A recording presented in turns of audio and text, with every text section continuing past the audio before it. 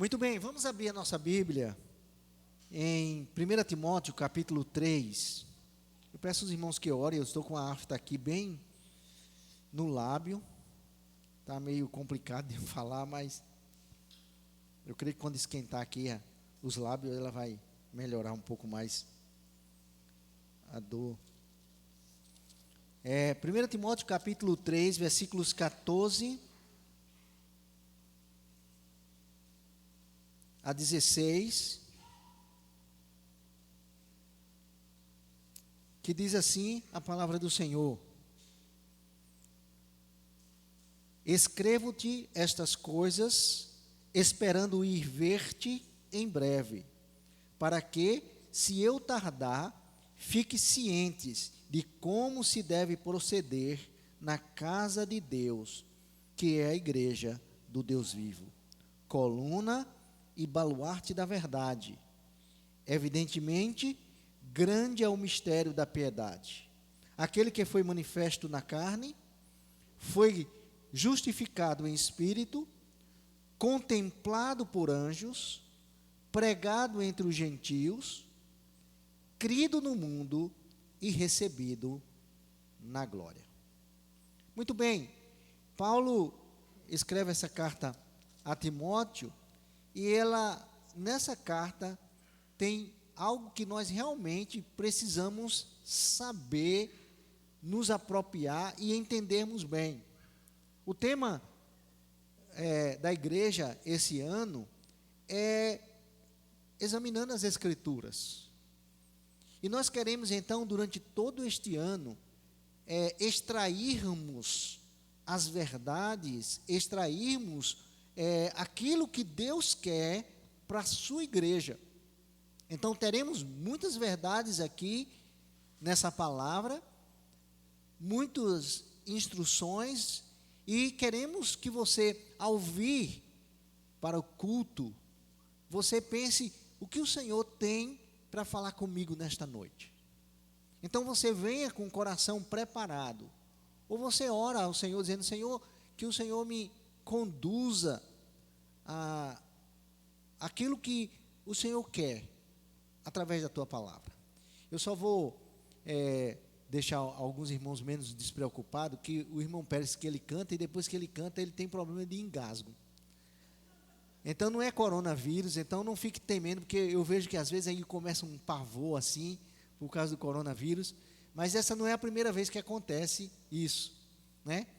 Então eu já consultei ele, mas eu soube que ele tem esses problemas de engasgo depois que canta, porque ele canta muito ali, e depois a gente vai botar ele em um curso de técnica vocal, para ele aprender a ventilar as amígdalas, né, Carla? Ventilar as amígdalas na hora que canta. Carla não tem esse problema, que ela faz também esses cursos e tudo mais. Então, não temas, não tem coronavírus no irmão Pérez. Ele já teve um bocado, mas já passou. Bom, onde é que eu estava mesmo? Foi só para despreocupar, agora todo mundo voltar a mensagem, né? Que ele já tossiu bastante. Bom, então, como eu disse, nós vamos extrair isso que Deus quer para nós através da palavra, né? E voltando àquela concentração do que Deus tem para mim. Então, sai de casa pensando o que é que Deus tem para mim. Com certeza vai fazer toda uma diferença na sua vida. E como eu disse, Paulo escreve a Timóteo, e logo no capítulo 1 ele diz: Paulo, apóstolo de Cristo Jesus, pelo mandato de Deus, nosso Salvador, e de Cristo Jesus, nossa esperança, a Timóteo, verdadeiro filho na fé, graça e misericórdia e paz da parte de Deus Pai e de Cristo Jesus, nosso Senhor. Então Paulo diz: Timóteo, meu verdadeiro filho na fé. Nós sabemos que na primeira viagem missionária de Paulo, ele passa ali em Listra, naquela região também de Icônia, onde Timóteo morava, e provavelmente foi nessa primeira viagem missionária que Paulo, pregando o evangelho a Timóteo, ele se converte. E naquela cidade lá de Listra, Paulo, ele sofreu muita perseguição, e ele, na verdade, por estar pregando o evangelho, ele foi apedrejado, foi jogado lá fora da cidade, e os irmãos vão lá, muita gente cerca ele foi tido como morto, mas na verdade não tinha morrido ainda, alguém o socorre e ele sai de Listra e continua essa viagem. E por incrível que pareça, era um homem que estava pronto, disposto a dar a sua vida pelo Evangelho, que antes ele era o perseguidor do Evangelho, maltratava a igreja de Deus, mas agora ele estava pronto. E mais tarde ele volta para confirmar aquelas igrejas na qual ele tinha pregado o Evangelho e surgiu naquelas cidades na qual ele pregava, e ele passa também em Listra. E agora Timóteo se junta a ele nesse trabalho missionário, em proclamar o Evangelho. Então Timóteo vai ajudando Paulo lá em Troade, em Filipos, Bereia, Tessalônica, Atenas, Corinto. Na verdade, ele estava levando o Evangelho juntamente com Timóteo, com Paulo, era realmente um apoio muito grande a Paulo. E quando a gente chega lá no final do livro de Atos, Paulo está numa prisão domiciliar lá em Roma, e não temos muitas coisas acerca do que, como foi, o que aconteceu depois dessa libertação também ali de César, né, por Paulo, ou Paulo liberto por César daquela prisão domiciliar.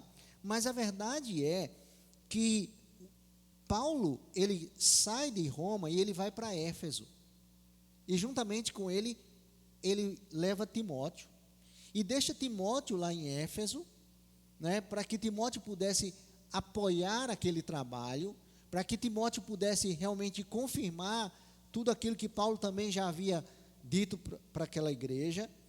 E Paulo, depois de deixar Timóteo em Éfeso, Timóteo certamente escreve a Paulo se poderia sair dali para ajudar ele lá em Troade.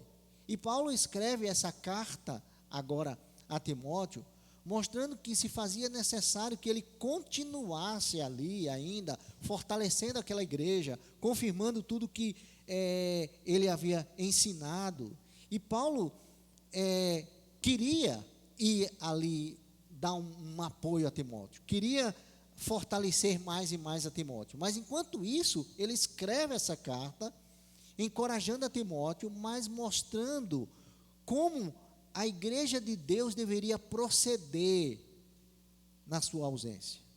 E aí ele vai escrever o que há de mais importante, vamos dizer assim, nessa carta, que é o propósito da igreja. E aí você vai para 1 Timóteo capítulo 3, versículo 14: escrevo-te estas coisas, esperando e ver-te em breve. Então era esse o desejo de Paulo, né? De ver a Timóteo, né?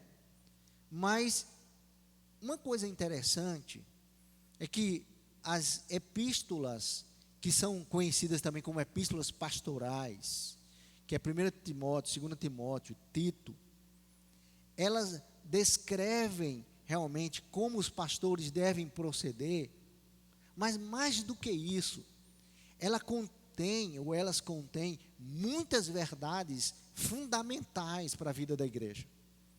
Nós não podemos tomar essas epístolas como sendo puramente pastorais, uma unidade para os pastores. Não, é para a vida da igreja. E aqui, Paulo, então, ele dizendo: olha, eu quero ir ter com vocês, ou com a igreja, eu quero ir ter com você, Timóteo, mas enquanto eu não chego, eu quero que você conheça algumas verdades. E a ênfase está nessa, não está, vamos dizer assim, na doutrina, em descrever, em ensinar doutrinas. Contém doutrinas, mas a ênfase é na prática, como deve se viver realmente na igreja de Deus.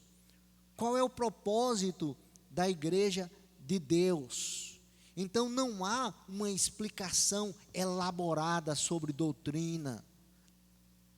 Na verdade, é algo que nós podemos, como igreja, fazermos, vivermos. E o quê? Então ele vai dizer: para que, se eu tardar, fiques cientes de como se deve o quê? Proceder na casa de Deus. Então, na verdade, há várias razões porque Paulo escreveu essa epístola a Timóteo, né?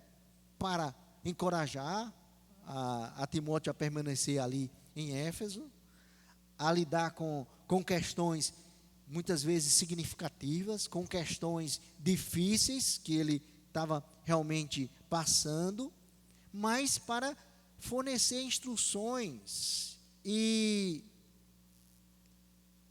na verdade, mostrar que a igreja é uma família. Veja que ele está falando aqui, e essa linguagem que ele está usando, na verdade, é uma linguagem familiar. Escreve-te essas coisas, né? E versículo 15: para que, se eu tardar, fique ciente de como se deve proceder na casa de Deus. Como assim proceder na casa de Deus? Né? O que ele quer dizer com a casa de Deus? Ele está dizendo, na verdade, que a igreja é a família de Deus. E perceba, por exemplo, versículo 5 do capítulo 3. Ele diz: pois se alguém não sabe governar a própria casa, como cuidará da igreja de Deus? Então a igreja de Deus é a casa de Deus, é a casa dos crentes. Então a igreja deve ser a nossa casa, deve ser, na verdade, ou devemos viver como que em família. É o que ele está aqui falando. E veja no versículo 12, por exemplo: os diáconos, o diácono seja marido de uma só mulher, e governe bem os seus filhos e a sua própria casa. Então perceba que todo o contexto que Paulo está aqui falando é de uma casa de Deus, uma igreja de Deus, uma igreja local, que é uma família, né? Então, é isso que ele quer nos fornecer, né? Instruções sobre como a família de Deus deveria se comportar caso Paulo não chegasse logo, caso ele se demorasse a vir.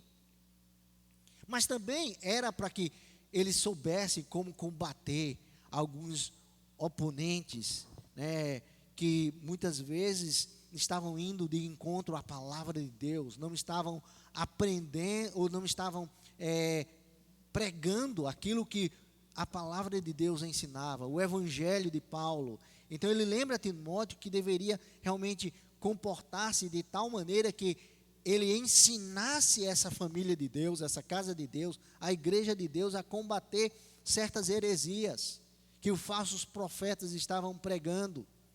Então Paulo tinha como propósito essas coisas. Também para transferir, claro, a sua autoridade para Timóteo, né, nessa luta contra esses adversários. Então, as epístolas, primeira, segunda Timóteo e Tito, elas vão abordar essa prática na casa de Deus, na igreja de Deus. Mas ela também reflete justamente como essa igreja universal, todos os crentes em Cristo Jesus, agora numa família local, numa igreja local, devem se comportar. Ele diz como devem proceder na casa de Deus. Então, ele vai dar algumas orientações, né, breves de como proceder, mas ele trata também da vida, da liderança, ou da vida da liderança da igreja, né? Como o líder deveria proceder na igreja. Quem deveria ser um líder da igreja? Qual é a vida que ele deveria ter? E ele instrui não só a igreja, não é? Mas também instrui o líder. Vai ensinar. Paulo ensinou, na verdade, a função da igreja e ensinou como o líder deveria realmente proceder, ou a função do líder. Então, hoje à noite, nós gostaríamos de ver qual é o propósito da igreja de Deus. E Paulo, então, vai nos dizer: para que, se eu tardar, fique cientes de como se deve proceder na casa de Deus, que é a igreja do Deus vivo, coluna e baluarte de quê? Da verdade. Qual é o propósito, então, da igreja? Ser a coluna, ser o baluarte da verdade. É esse o desejo de Paulo. É esse o desejo de Deus. Então, Paulo vai explicar aqui o que é isso. Ele vai dizer que a igreja de Deus, ela deve estar pautada na verdade. Mas mais ainda, ele dá um exemplo aqui, ele diz, deve ser uma coluna, né? Deve ser o apoio da verdade. A igreja, ela realmente deve ser aquela que vai proclamar essa verdade onde quer que vá. Ela vai proclamar a verdade na sua comunidade.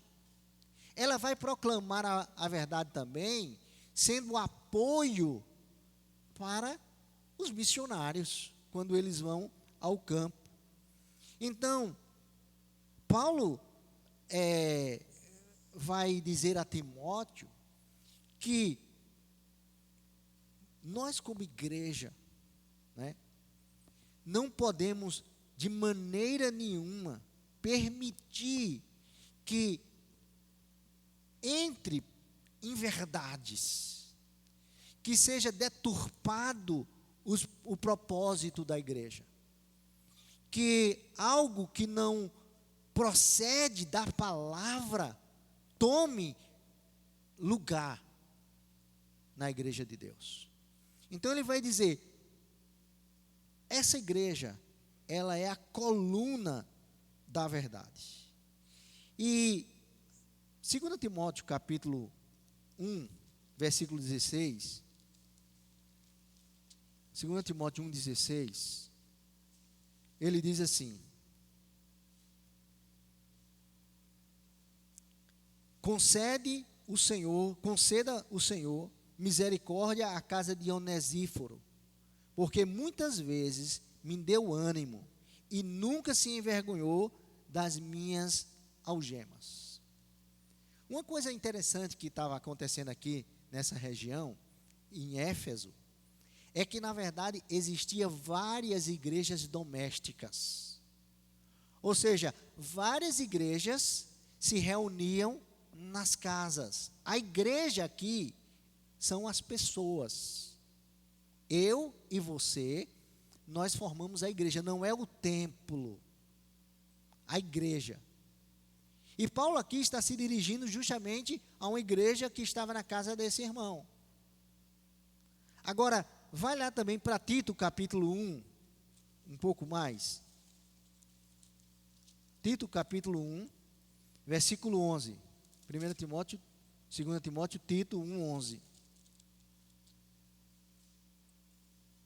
Ele diz: é preciso fazê-los calar, porque andam pervertendo casas inteiras, ensinando o que não se deve por torpe ganância. Então, em Tito, ele está falando dos falsos profetas, que quando ele fala sobre casas inteiras, ele está falando de igrejas inteiras, de igrejas familiares que se reuniam nas casas. Então, mais uma vez, nós encontramos Paulo trazendo esse conceito de igreja local, uma família. E essa família de Deus, com certeza, deve estar pautada na verdade. Ou seja, é a igreja, a casa dos crentes. É o que Paulo está dizendo. E, sendo a casa dos crentes, ele diz como essa igreja, pautada na verdade, deve proceder. Capítulo 1 Timóteo, voltando, capítulo 5, versículo 1, ele diz: não repreenda ao homem idoso, antes exorta-o como a pai, aos moços como a irmãos, as mulheres idosas como a mães, as moças como a irmãs, com toda a pureza. Percebe aqui? E o que Paulo então está deixando transparecer para nós é que, se o propósito da igreja é proclamar essa verdade, não só no falar é que essa verdade vai ser proclamada, mas também na forma em que cada um procede, na forma em que a igreja está vivendo, que cada cristão está vivendo, como cada um age no seu dia a dia. Então é essa a ideia que Paulo quer realmente passar. Ou seja, deve, portanto, conduzir a sua vida corporativa como uma família, e não como um negócio, não como um clube, um clube de campo, não como um centro de entretenimento, ou mesmo um grupo militar com regras que você vai dizer faça e não faça, ou qualquer outra organização. É uma família. E essa família, se ela está procedendo conforme a palavra de Deus, então essa verdade do Evangelho vai ser conhecida por outras pessoas. E ele vai usar justamente essa metáfora para que essa comunidade de crentes, como a igreja local, ela viva com a presença de Deus aqui na terra, e agora, sendo a casa de Deus, é também a base de operação de Deus para proclamar o Evangelho. Nós tivemos ontem à noite um momento muito abençoado para mim, que eu me senti verdadeiramente bendito entre as mulheres. As mulheres me convidaram para dar uma palavra para elas, e eu me senti assim muito prestigiado pelo fato que elas estavam tão atentas, e participativas, que eu fiquei realmente maravilhado com aquilo. E elas estavam ali se comprometendo também, a partir daquele momento nós vamos fazer uma série de estudo com elas, de serem testemunhas de Deus, E nós sabemos que esse é o propósito para cada indivíduo, que cada um seja uma testemunha de Deus. Atos 1:8. Mas sereis minhas testemunhas ao descer sobre vós o Espírito Santo. E as mulheres estavam dizendo ali: nós estamos aqui para isso, pastor. Estavam todas atentas e se comprometendo com isso. E esse deve ser realmente o propósito da igreja de Deus. Por quê? Porque a casa de Deus, a igreja torna-se então a base de operação no mundo, onde Deus estará usando a cada um dessa família de Deus para isso. Mas ele usa aqui justamente a segunda figura, né? O primeiro é a casa, mas a segunda figura é uma figura arquitetônica, né? Seja coluna, ou seja, é um pedestal, é um lugar que vai sustentar a verdade, coluna e baluarte da verdade. Então essa igreja vai glorificar a Deus como base, né, de Deus para o mundo ser alcançado. Cada igreja local deve também ser um apoio ao testemunho de cada crente nela. Então, quando nós nos reunimos aqui, nós devemos nos reunir como igreja para sermos os facilitadores de outros que vão levar o evangelho, seja na comunidade, seja entre os necessitados, sejam entre grupos discriminados da sociedade, seja em outro país. A igreja vai servir como esse sustentáculo, ou essa base para que essa verdade encontre outras pessoas. Hoje tivemos aqui o pastor Ronaldo, missionário Ronaldo, um homem que ele não contou a história dele, mas se você ouvisse a história dele e como o Senhor o salvou, depois de tantas prisões, tantas drogas, tantos açoites, o que ele apanhou, nada pelo Evangelho,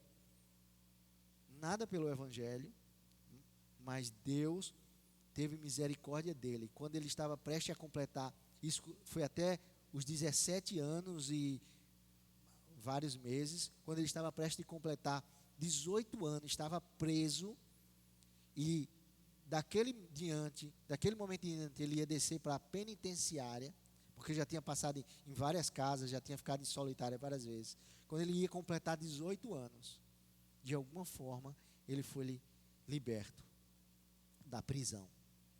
E foi liberto realmente em todos os sentidos. E hoje é um homem de Deus servindo, e agora vai para servir na Ilha Madeira.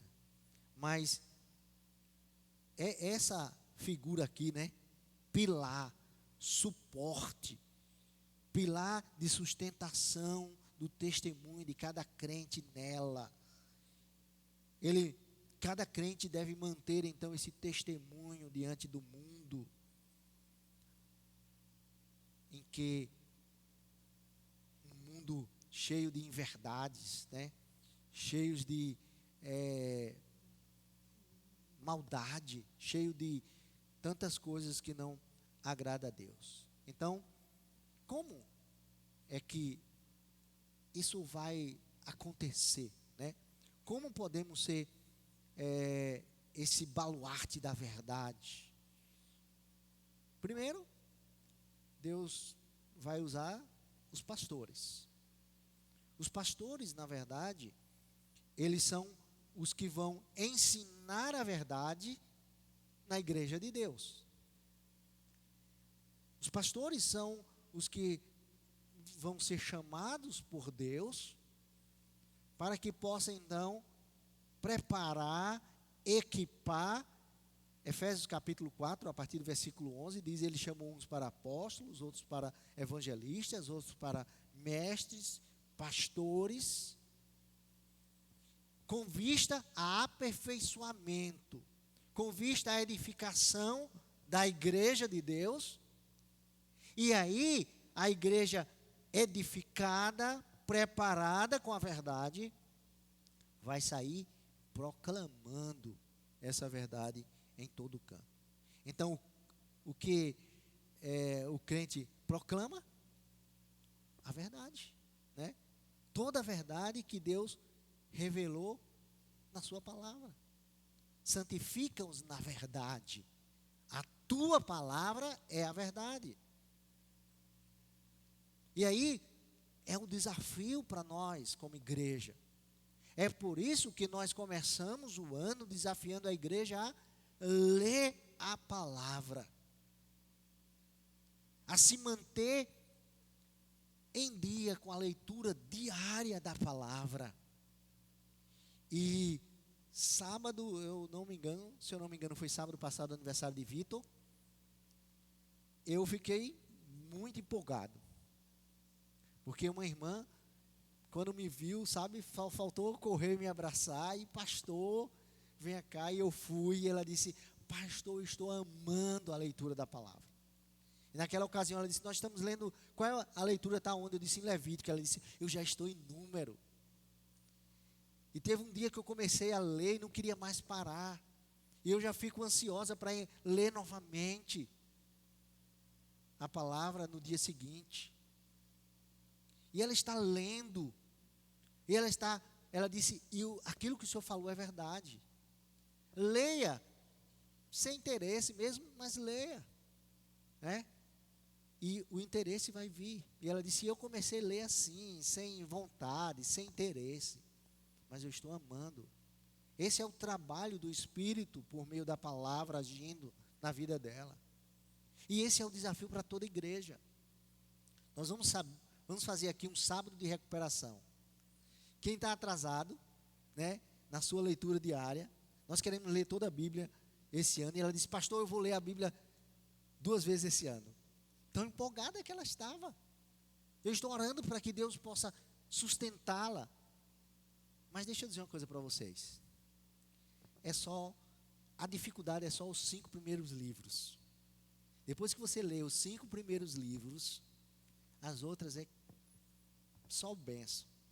Você vai estar mais empolgado, você vai entender melhor, você vai ver tantas histórias tremendas das Escrituras. Então, se você está atrasado, nós vamos marcar o sábado de recuperação. A gente vai chegar aqui de 8 horas e você vai ler, vamos distribuir em vários lugares, vai ter um momentozinho de refrigério, um suquinho, vai ter um estímulo. O pastor vai estar aqui para tirar uma dúvida sua, mas começa em casa, vai lendo o que você pode. E naquele sábado de recuperação, você vai estar aqui. Está parecendo mais a anúncio da Universal, mas queremos o melhor para você. E o crente que proclama a verdade, toda a verdade de Deus, né, que revelou, o que é revelado na sua palavra, vai saber que verdade é essa. E Paulo diz, vamos lá, 1 Timóteo capítulo 3, para que, se eu tardar, fique ciente de como se deve proceder na casa de Deus, que é a igreja de Deus vivo, coluna e baluarte da verdade. Evidentemente, grande é o mistério da piedade. Aquele que foi manifestado na carne, foi justificado em espírito, contemplado por anjos, pregado entre os gentios, crido no mundo e recebido na glória. Né? Então, a verdade, ela foi glorificada. Mas que verdade é essa, Paulo está dizendo? Primeiro, essa verdade aí, evidentemente, grande é o mistério da piedade, da devoção.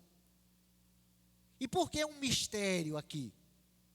Porque essa verdade, ela não foi manifesta de maneira qualquer. Foi algo sobrenatural. Foi a revelação de Deus aos homens. Cristo Jesus, homem. É essa a verdade a ser proclamada.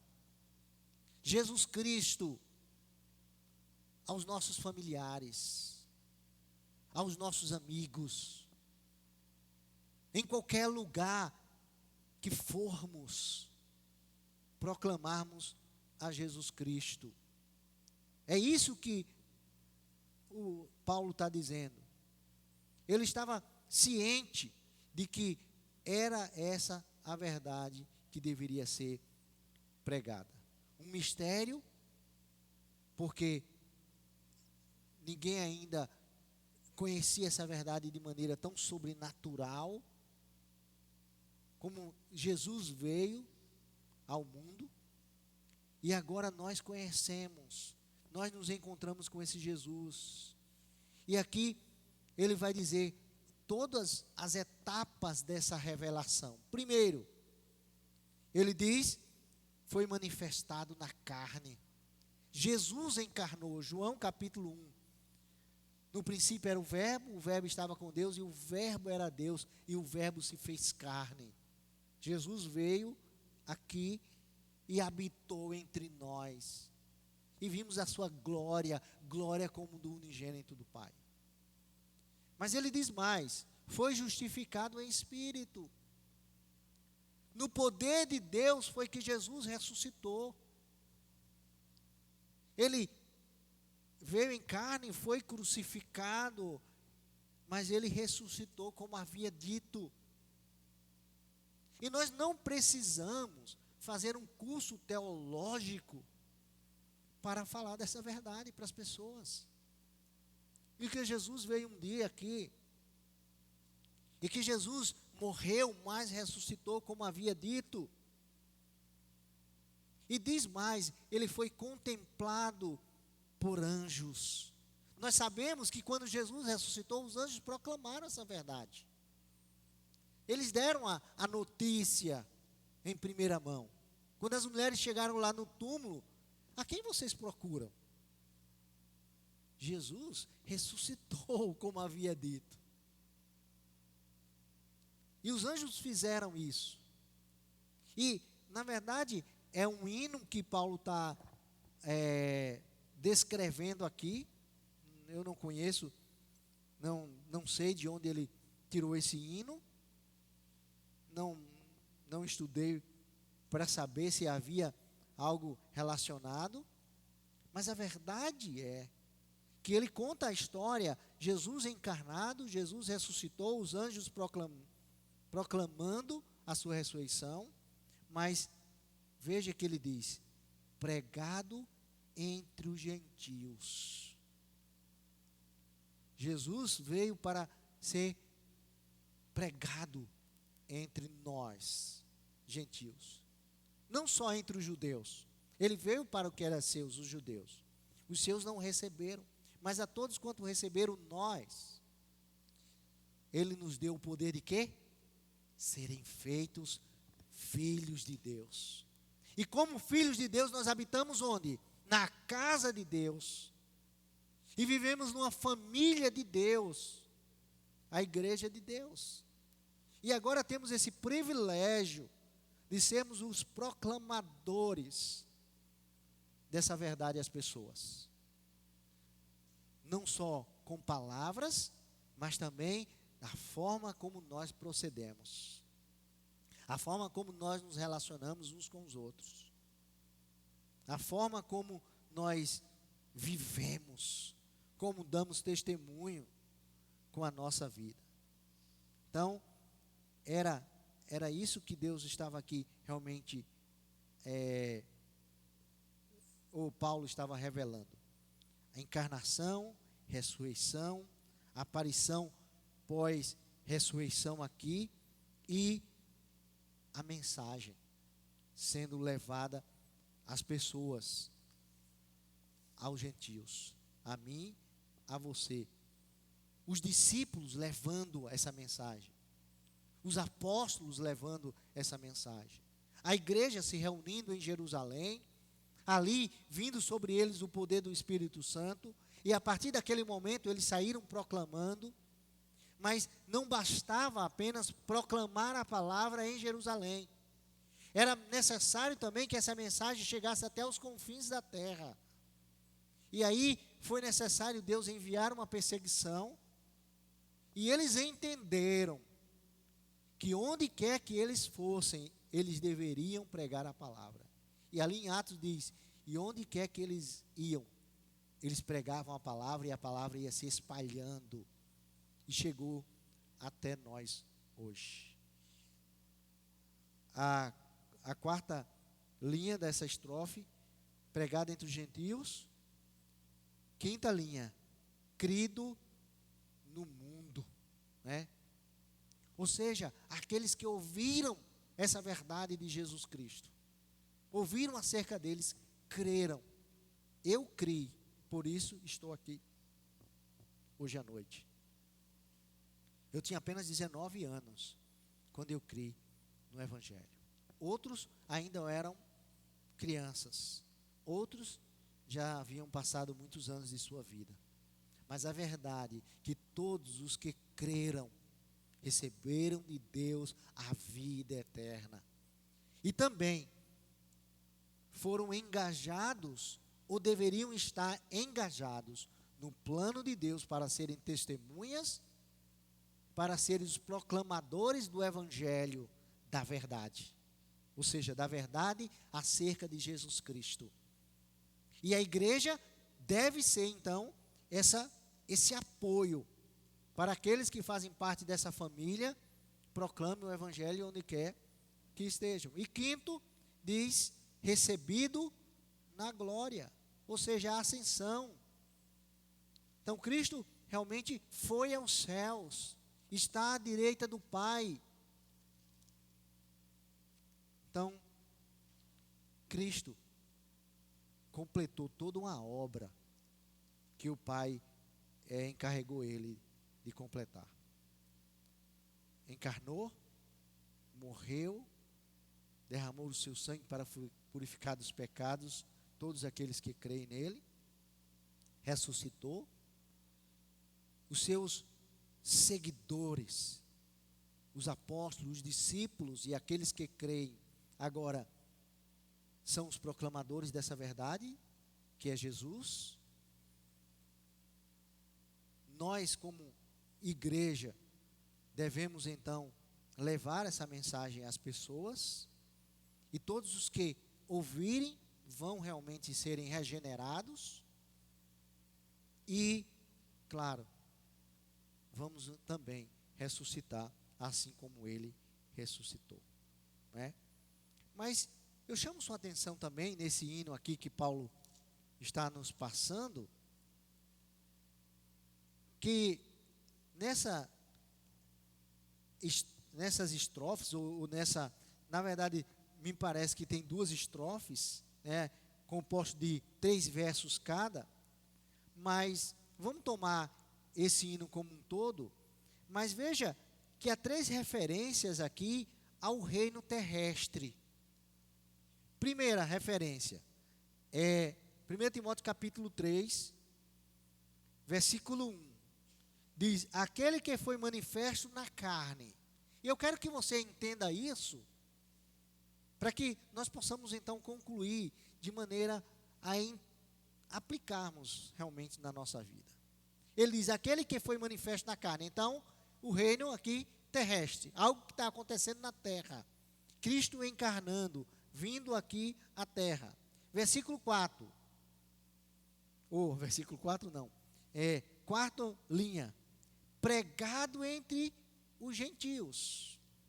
Cristo encarnou e agora ele deve ser pregado, e foi pregado entre os gentios, deve ser proclamado aqui na terra. E verso 5. Verso 5. Crido no mundo. Percebe? Então, o reino terrestre, encarnado, pregado entre os gentios e crido no mundo. Agora, temos um outro reino, um reino espiritual. Nos outros 3 versos agora. Foi justificado em espírito. Ou seja, foi ressuscitado em espírito. Verso agora 3. Contemplado por anjos. Veja que aqui agora fala de uma dimensão espiritual. E finalmente no verso 6. Recebido na glória. Né?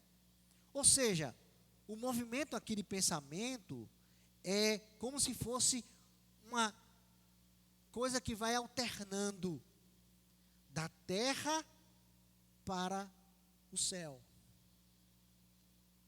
Não é?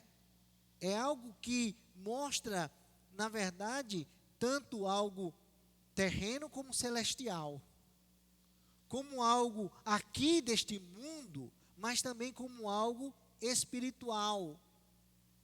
Ou seja, o que Deus, por meio do apóstolo Paulo, está nos mostrando nessa noite, é que a obra de Jesus Cristo, ela atinge, na verdade, uma abrangência de um espaço onde, na verdade, todos esses espaços são contemplados ou são alcançados.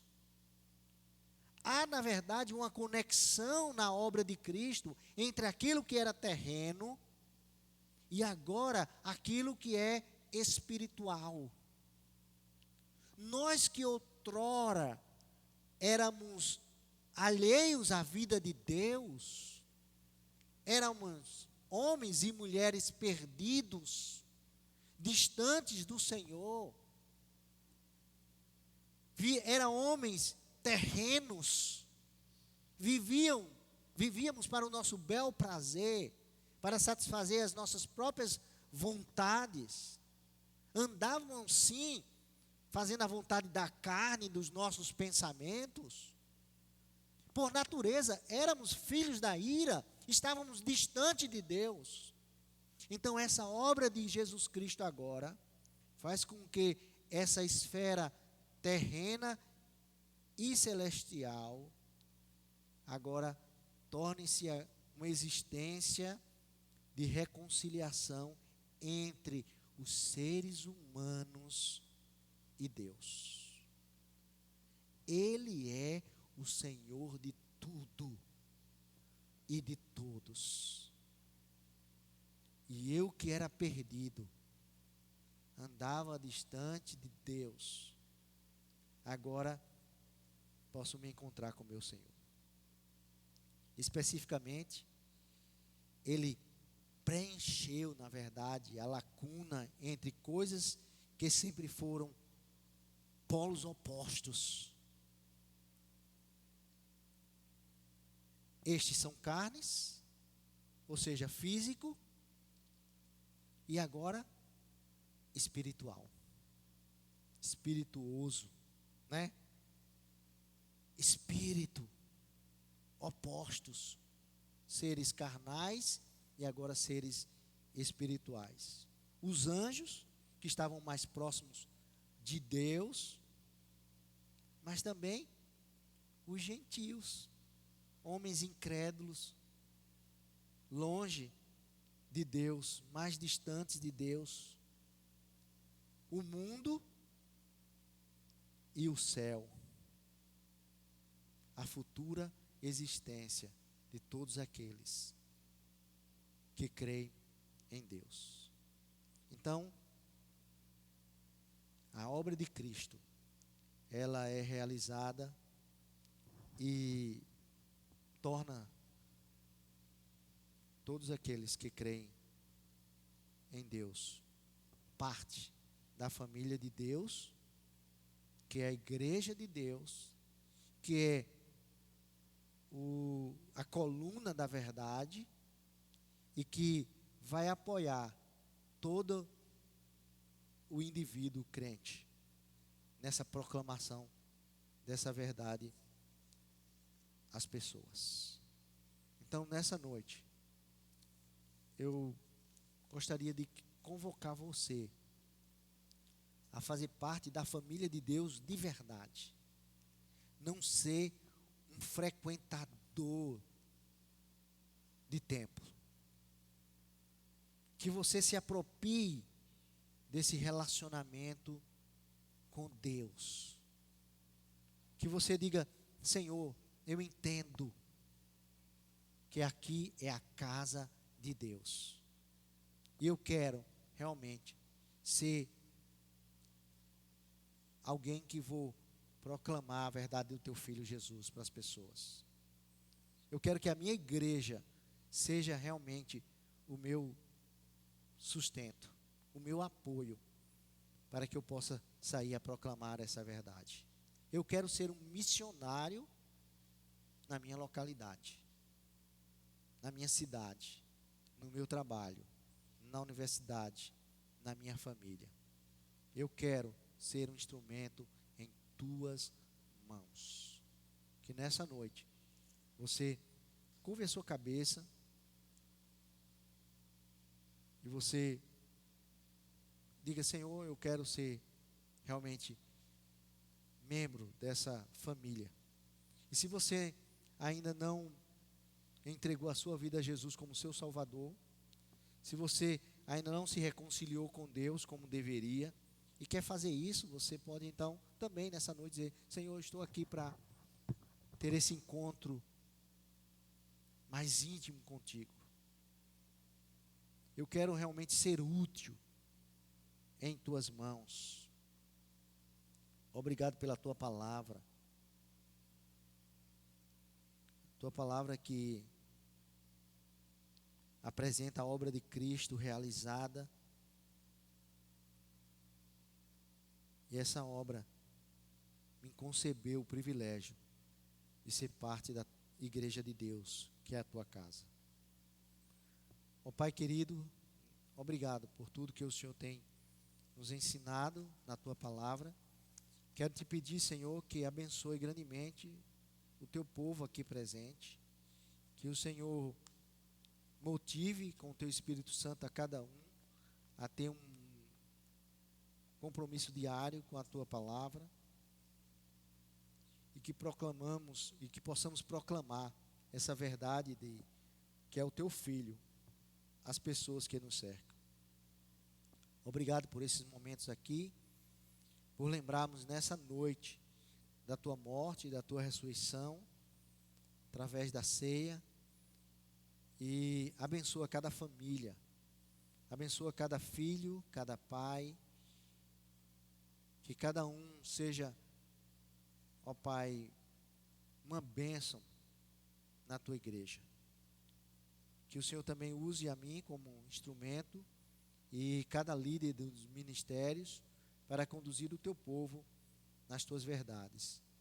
Pois nós te oramos em nome de Jesus Cristo, teu Filho amado. Amém.